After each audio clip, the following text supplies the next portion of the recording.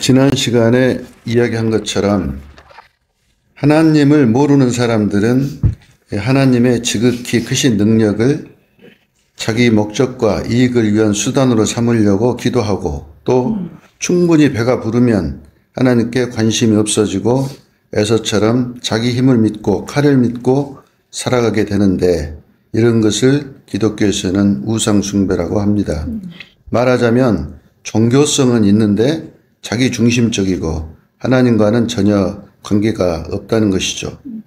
야곱도 그가 어린 신앙인이었을 땐 그렇게 하나님을 우상처럼 섬겼지만 하나님 우리 아버지께서 선한 목자가 되셔서 양을 키우시는 것처럼 야곱을 키우셔서 야곱이 애굽으로 이주한 후에 그는 하나님을 진심으로 경외하는 온전한 아들이 되어 있었습니다. 야곱은 하나님이 조부 아브라함에게 약속하신 대로 드디어 애굽으로 이주하게 되었고 죽은 줄로 생각했던 요셉이 애굽의 총리가 되어 있는 것을 보고 요셉이 이집트로 팔려가기 전에 요셉이 꾸었던 꿈대로 된 사실을 확인하고 그는 깊이 하나님을 만났을 것입니다. 창세기 45장 25절에 보면 그들이 애굽에서 올라와 가나안 땅으로 들어가서 아버지 야곱에게 이르러 알려 이르되 요셉이 지금까지 살아있어 애굽 땅 총리가 되었더이다. 야곱이 그들의 말을 믿지 못하여 어리둥절하더니 그들이 또 요셉이 자기들에게 부탁한 모든 말로 그에게 말하며 그들의 아버지 야곱은 요셉이 자기를 태우려고 보낸 수레를 보고서야 기운이 소생한지라 이스라엘이 이르되 조카도다. 내 아들 요셉이 지금까지 살아있으니 내가 죽기 전에 가서 그를 보리라 하니라. 이제 무슨 소린 거니? 이제 야곱은 많은 생각을 했을 것입니다. 왜냐하면 요셉이 꾼 꿈이 있거든요. 그 요셉이 두 번이나 꿈을 꿨잖아요. 그 부모와 함께 형들이 자기한테 절을 하는 꿈을 별로도 또 볏집단으로도 이렇게 두 번이나 꿈을 꿨잖아요. 그랬는데 그 꿈은 뭐지 그럼? 왜 요셉이 이렇게 일찍 죽어야 하나? 왜 하나님께서 내가 사랑했던 라헬은 이렇게 데려가시고 나로 하여금 이렇게 고통 속에 살게 하시나?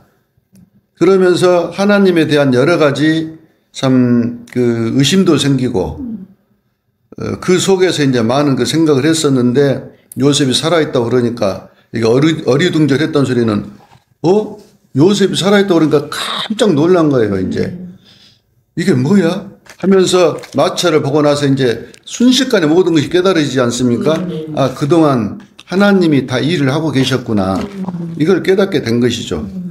그래서 이제 야곱이 애굽에 가가지고 바로를 만나지 않습니까? 창세기 47장 9절 야곱이 바로에게 아뢰되 내 나그네의 길에 세월이 130년이니이다.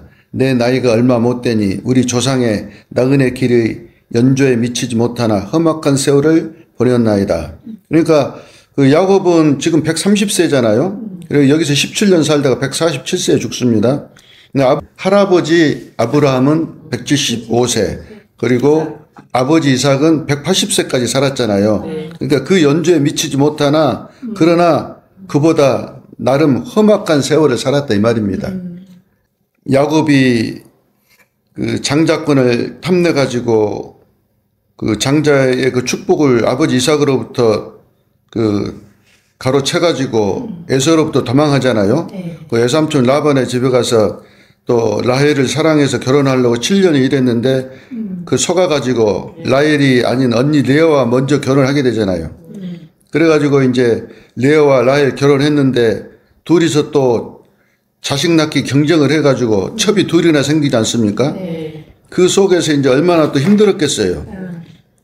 또 애삼촌 라반이 그 품삯을 자꾸 변경을 해가지고 속을 썩이고 했는데도 이제 하나님의 도우심으로 큰 목장이 되었지만은 결국은 애삼촌으로부터 도망 나와야 되고 도망 나와서 이제 또 약복강이 이러니까 형 에서가 400명을 데리고 원순의 에나무다리에서 만난다는 식으로 기다리고 있고 또 일이 잘 해결돼서 이제 그 사마리아 그 세겜 땅으로 들어갔는데 딸 디나 또 사건으로 해서 시므온과 그 레이가 이제 완전히 또 그들을 할례시켜 가지고 다 죽여가서 그런 위기 속에서 이제 하나님의 도우심으로 또 다시 이제 그 베델로 올라가서 제사를 드리고 이제 이런 일을 하게 되는데, 또 장남 루벤이 첫 비라하고도 동침하는 이런 사건도 있습니다. 그래서 야곱이 이렇게 그 여러 가지 이 사건들을 돌이켜 볼 때 험악한 세월을 살았다 이 말은 평생을 가슴 졸이며 살았다는 의미죠. 그래서 우리가 이런 그 믿음의 조상 야곱의 일생을 돌아보고 이 시대의 성도들이 반드시 알아야 할 것은, 야곱처럼 하나님이 함께 하시고 하나님의 축복을 받았다고 해서 세상에서 잘 살고 형통하게 되는 것이 절대 아님을 알아야 한다 이 말입니다. 만약에 세상에서 부자로 사는 것이 목표라면 교회는 나올 필요가 없습니다. 그래서 시편 37편에 보면 37편 7절 여호와 앞에 잠잠하고 참고 기다리라. 자기 길이 형통하며 악한 꾀를 이루는 자 때문에 불평하지 말지어다. 분을 그치고 노를 버리며 불평하지 말라. 오히려 악을 만들 뿐이라. 진실로 악을 행하는 자들은 끊어질 것이나 여호와를 소망하는 자들은 땅을 차지하리로다. 하나님이 잠잠하고 참고 기다리라 이 소리는 뭔 소린 거니? 내가 그렇게 해줬다 이 말입니다.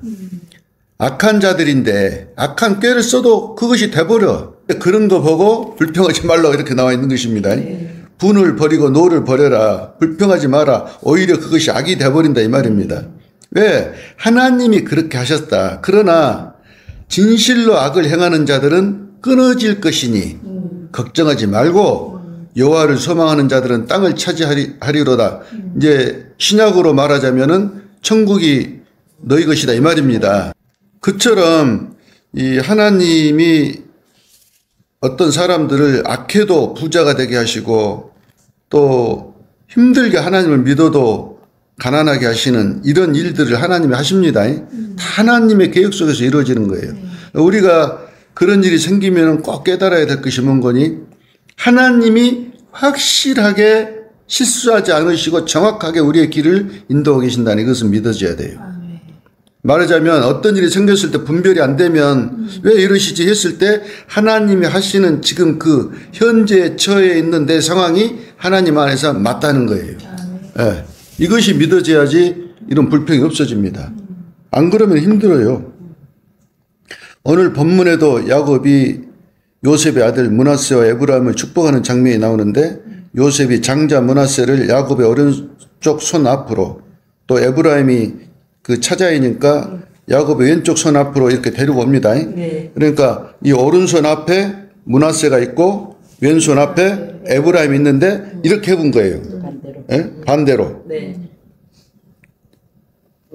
이때 이제 그 10절에 보면 야곱이 이제 그 죽을 때가 다 됐잖아요. 마치 아버지 이삭과 같이 눈이 어두워서 보지 못했습니다. 그런데 마치 보고 있는 것처럼 손을 바꿔서 차자에게 오른손을 얹은 것입니다. 그래서 요셉은 기분이 안 좋아졌죠. 히브리적 사고로는 오른쪽이 권능의 자리라고 여기기 때문입니다. 예수님이 보좌 우편에 계신다고 하신 것은 하나님 아버지와 동일한 권세의 자리에 있다는 말씀인 것처럼 히브리인들에게는 좌측보다 우측이 더 권세 있고 더 먼저인 것입니다. 그래서 요셉은 기분이 안 좋아가지고 아버지 야곱의 손을 옮기려고 하니까 야곱은 다 알고 있다고 하면서 차자 에브라임을 장자보다 앞세워 축복합니다. 하나님께서 보여주셔서 이미 다 보고 그렇게 한 것이죠. 창세기 48장 18절 그의 아버지에게 이르되 아버지여 그리 마옵소서 요셉이여 이는 장자이니 오른손을 그의 머리에 얹으소서 하였으나 그의 아버지가 허락지 아니하며 이르되 나도 안다 내 아들아 나도 안다 그도 한 족속이 되며 그도 크게 되려니와 그의 아우가 그보다 더 큰 자가 되고 그의 자손이 여러 민족을 이루리라 하고 그 날에 그들에게 축복하여 이르되 이스라엘이 너로 말미암아 축복하기를 하나님이 네게 에브라임 같고 므낫세 같게 하시리라 하며 에브라임을 므낫세보다 앞세웠더라. 이스라엘이 요셉에게 또 이르되 나는 죽으나 하나님이 너희와 함께 계시사 너희를 인도하여 너희 조상의 땅으로 돌아가게 하시려니와 내가 네게 네 형제보다 세겜 땅을 더 주었나니 이는 내가 내 칼로 아므리 족속의 손에서 빼앗은 것이니라. 이렇게 야곱이 그 이스라엘 백성들이 출애굽해서 가나안 땅에 들어가서 여호수아로 하여금 가나안 땅을 12지파에게 분할하는 약 450년 뒤의 일을 미리 그 하나님께서 알게 해주신 것입니다. 그래서 마치 야곱이 그 땅을 자기가 쟁취한 것처럼 예언을 하고 있습니다. 이는 내가 내 칼과 활로 아모리 족속의 손에서 빼앗은 것이니라. 그래가지고 에브라임에게 더 줬다 이 말입니다. 그 정도로 멀리 내다보고 예언을 하고 있는데 그대로 될 것을 야곱은 확신하고 있는 것입니다. 이 정도로 야곱이 죽을 때가 돼가지고 굉장히 영성이 있고 하나님을 확실히 믿는 사람이 된 것입니다. 그리고 그 49장에는 이제 야곱이 12아들을 축복하는 장면이 나오는데요. 야곱이 그 아들들을 불러 이르되 너희는 모이라. 너희가 후일에 당할 일을 내가 너희에게 이르리라. 너희는 모여 들으라. 야곱의 아들들아 너희 아버지 이스라엘에게 들을지어다. 이제 야곱이 자기 아들들을 불러갖고 12아들들에게 축복을 합니다. 그래갖고 이제 그 마지막에 보면 28절에 뭐라고 나온 거니 이들은 이스라엘의 12지파라. 이와 같이 그들의 아버지가 그들에게 말하고 그들에게 축복하였으니 곧 그들 각 사람의 분량대로 축복하였더라. 이제 여기 재밌는 말이 나옵니다. 49장 28절에 그들 각 사람의 분량대로 축복하였더라. 이 말은 히브리어로 유시 아세르 케비르갓도 베라크 오탐 직역을 하면 그들 각 사람의 축복에 따라 축복하였다입니다. 그의 축복대로 축복했다 이 말이에요. 그러니까 하나님이 그 축복을 미리 정해주신 거예요. 이거 아주 중요합니다. 말하자면 이미 각 지파가 받아야 될 축복이 하나님의 뜻대로 정해져 있으며 야곱은 선지자처럼 그 축복을 그대로 전했다 그 말입니다. 여기서 우리가 알아야 할 것은 이와 같이 축복이 사람에게서 비롯된 것이 아니라는 것이죠. 예. 그것은 전적으로 하나님의 정의심에 따라 하나님께서 당신이 원하는 자에게 원하시는 만큼 주시는 것입니다. 하나님의 축복은 인간이 생각하는 자격과 조건에 따라 주어지는 것이 아닙니다. 요셉이 야곱이 손을 바꾸어 얹은 것을 기뻐하지 않은 것은 하나님의 축복받을 조건과 자격이 세상적인 전통 속에서 장자 므낫세에게 있다고 생각했기 때문입니다. 야곱도 영적으로 어렸을 때는 그렇게 생각했기 때문에 장자권을 탐냈던 것입니다.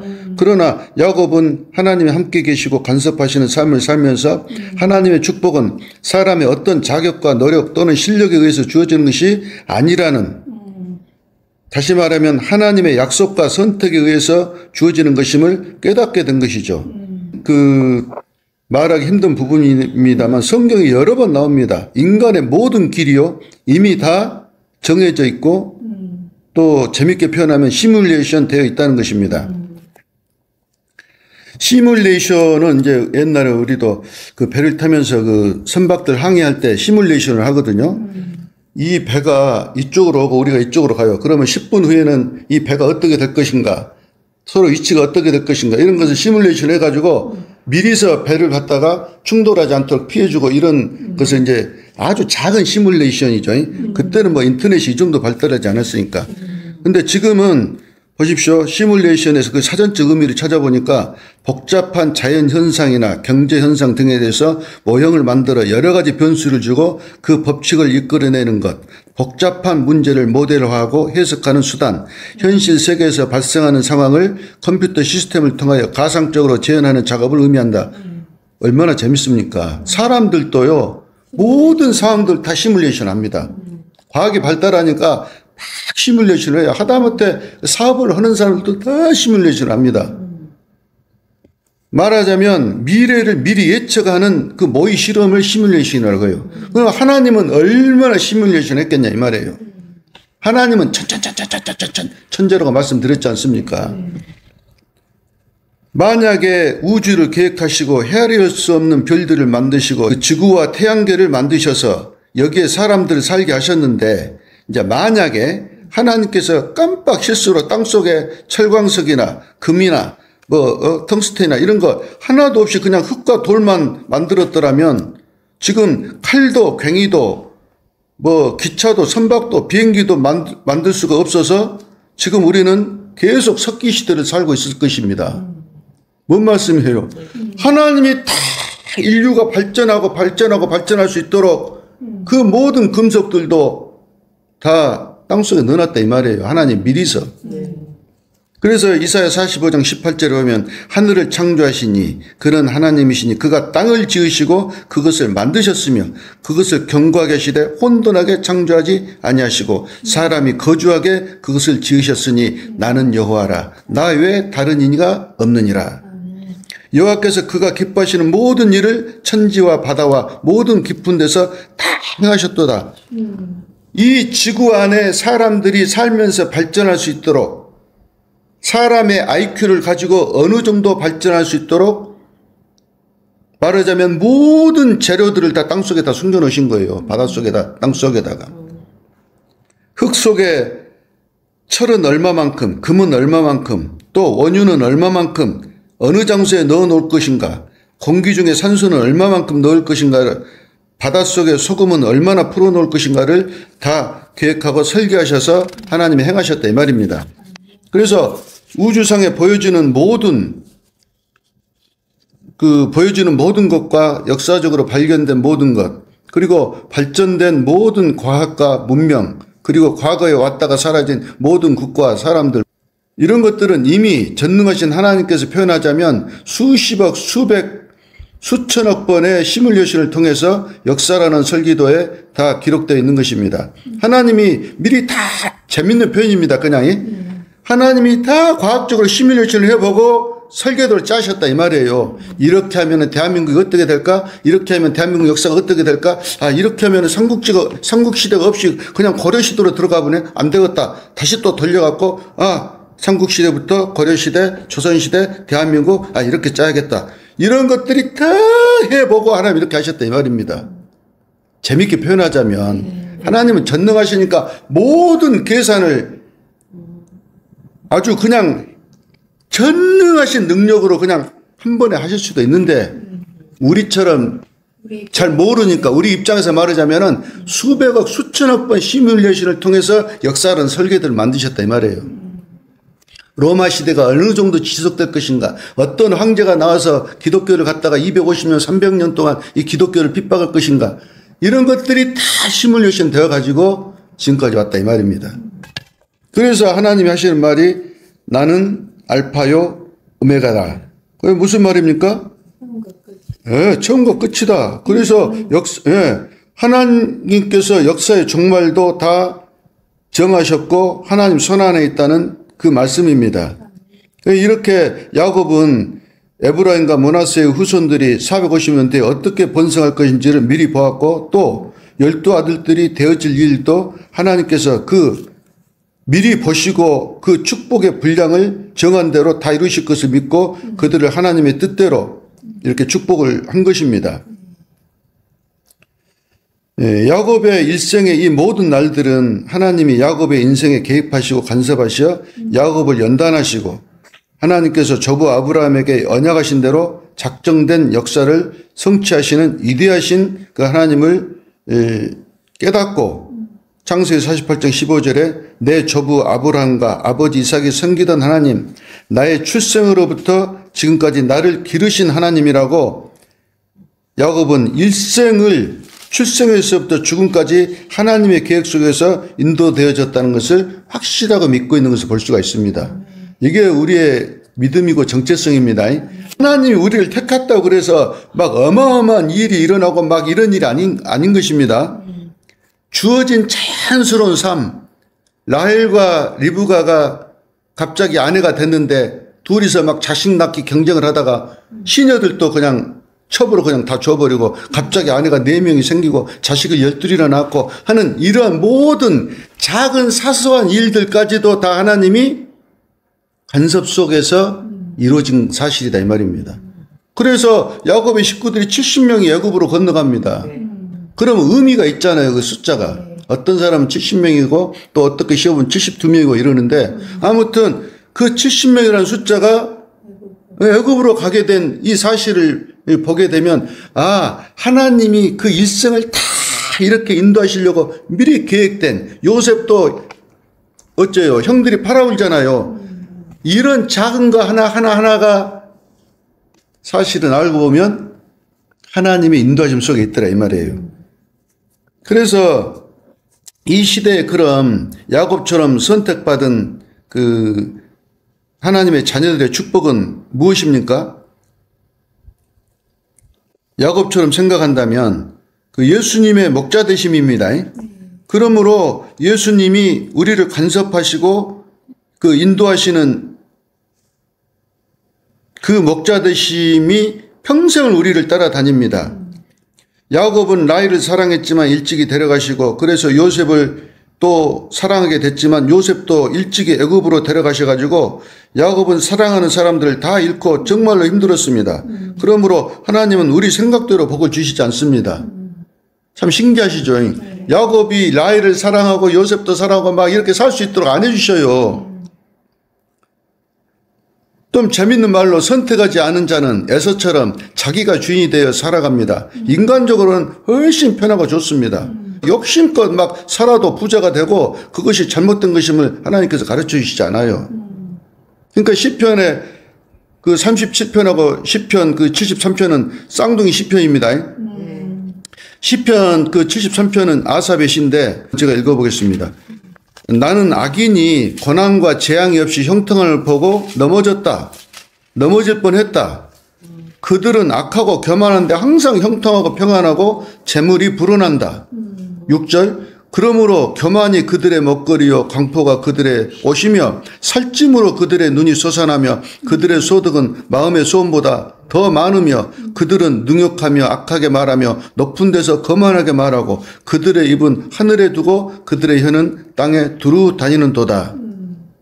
볼지어다 12절 이들은 악인들이라도 항상 평안하고 재물은 더 불어난다. 뭔 소리인 거니? 이제 이 사람들은 뭔 일이든지 하여간 잘 되니까 이 입은 하늘에 두고 그들의 혀는 땅에 두루 다닌다 이 소리는 자신들이 하늘의 하나님의 위치에서 세상의 모든 일에 대해서 자기가 뭐 다 아는 듯 하나님으로이라도 되느냐 그렇게 말을 한다 이 말이에요. 한마디로 교만하다 이 말입니다. 13절에 보면 내가 내 마음을 깨끗하게 하며 내 손을 씻어 무죄하다 하는 것이 실로 헛되도다. 나는 종일 재난을 당하며 아침마다 징벌을 받았다. 뭔 소리예요? 나는 맨날 마음 졸이고 살고 나를 씻어서 깨끗하게 죄 안 지시려고 했는데 이게 뭔 소용이 있냐. 그 말을 지금 하고 있는 거예요. 16절 내가 어쩌면 이를 알까 하여 생각한 적 그것이 내게 심히 고통이 되었더니 하나님의 성소에 들어갈 때야 그들의 종말을 내가 깨달았나이다. 주께서 참으로 그들을 미끄러운 곳에 두시며 파멸에 던지시니 그들이 어찌하여 그리 갑자기 황폐되었는가 놀랄 정도로 그들은 전멸하였나이다. 22절 내가 이같이 우매함에 무지함으로 주 앞에 짐승이 오나 내가 항상 주와 함께하니 주께서 내 오른손을 붙드셨나이다. 그러니까 이 사람이 심히 고민을 했습니다. 이 아삽이요.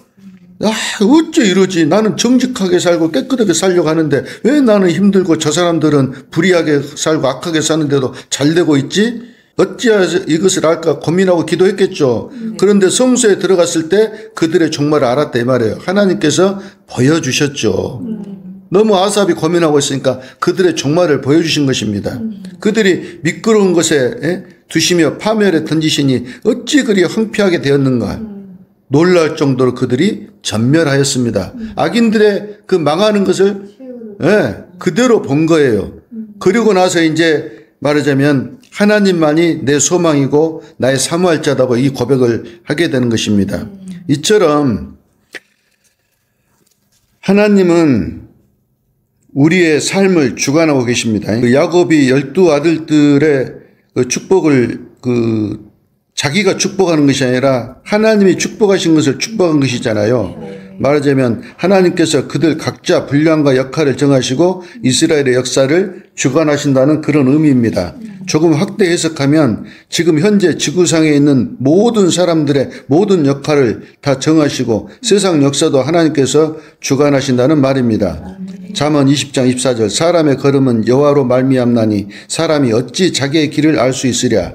에레미야 10장 23절 여호와여 내가 알거니와 사람의 길이 자신에게 있지 아니하니 걸음을 지도함이 걷는 자에게 있지 아니하나이다. 무슨 말입니까? 하나님께서 목적을 가지시고 개인의 삶을 주관하고 계신다는 말입니다.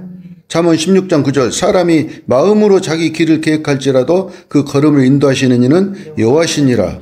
네, 이렇게 되어야지만이 하나님이 합하여 선을 이루실 수가 있습니다. 하나님께서 알지 못하시고 이들을 간섭하지 못하신다면 절대 합하여 선을 이루실 수가 없어요.